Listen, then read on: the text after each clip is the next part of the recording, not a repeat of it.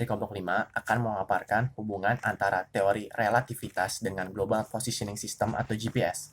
Sebelumnya, perkenalkan nama saya Renaldi Husen, NIM 1192300100 dari program studi Teknik Geomatika. Teori relativitas. Teori ini dikemukakan oleh Albert Einstein dalam dua tahap. Yang pertama, teori relativitas khusus pada tahun 1905. 10 tahun kemudian barulah teori relativitas umum dipublikasikan. Nah, teori relativitas khusus ini terdiri dari dua postulat atau konsep. Yang pertama, hukum fisika berlaku untuk tiap objek dalam semua kerangka acuan yang bergerak dengan kecepatan tetap terhadap yang lainnya. Kedua, kelajuan cahaya pada ruang hampa sama untuk semua pengamat dan tidak dipengaruhi oleh gerak sumber cahayanya maupun pengamatnya. Lalu, teori relativitas umum.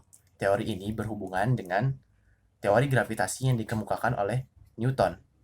Nah, Albert Einstein berpendapat bahwa gravitasi adalah kelengkungan ruang waktu yang disebabkan oleh massa suatu benda. Kelengkungan ini memberikan efek pada waktu. Semakin besar gravitasi, maka semakin lambat waktu berjalan di lengkungan ruang waktu tersebut. Perkenalkan, nama saya Asta Disa Ramadan dengan NIM 1191-2017-7. Tadi teman saya telah menjelaskan apa itu teori relativitas, dan saya sekarang akan menjelaskan apa itu GPS dan bagaimana prinsipnya. GPS atau Global Positioning System adalah sistem satelit navigasi dan penentuan posisi yang dikelola oleh Amerika Serikat. Sistem ini didesain untuk memberikan posisi dan kecepatan 3 dimensi serta informasi mengenai waktu secara kontinu di seluruh dunia tanpa bergantung waktu dan cuaca. Saat ini GPS sudah banyak digunakan orang seluruh dunia dalam berbagai bidang aplikasi yang menuntut informasi tentang posisi, kecepatan, percepatan, ataupun waktu yang teliti. GPS dapat memberikan informasi posisi dengan ketelitian bervariasi dari beberapa milimeter sampai dengan puluhan meter. Sekarang saya akan menjelaskan prinsipnya. Prinsip menentukan posisi GPS yaitu menggunakan metode reseksi jarak, di mana pengukuran jarak dilakukan secara stimulan ke beberapa satelit yang telah diketahui koordinatnya. Selamat siang, perkenalkan nama gue Ferry Lasudungan, NIM 119190171 dari program studi Teknik Industri. Lalu hubungannya apa sih? Jadi, begini kawan, setiap satelit memiliki jam atom. Kemudian, karena satelit tersebut bergerak relatif terhadap pengamat di bumi, akan timbul efek penyimpangan yang diprediksi oleh teori khusus dan teori umum relativitas juga harus diperhitungkan. Hal pertama yaitu, karena pengamat di bumi melihat satelit tersebut bergerak relatif terhadap mereka.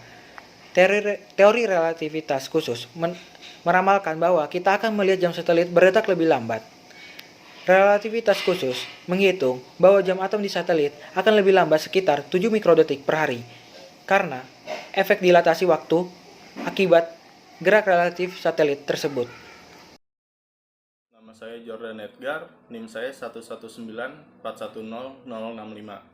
Selanjutnya, satelit berada dalam orbit di atas bumi, di mana kelengkungan ruang waktu lebih kecil dibanding dengan permukaan bumi. Teori relativitas umum meramalkan bahwa jam yang lebih dekat dengan bumi akan berjalan lebih lambat dibandingkan dengan yang jauh. Perhitungan relativitas memprediksi bahwa jam satelit GPS akan berdetak 45 mikrodetik di bumi dan 38 mikrodetik di satelit. Jika dibiarkan, akan menimbulkan kekeliruan.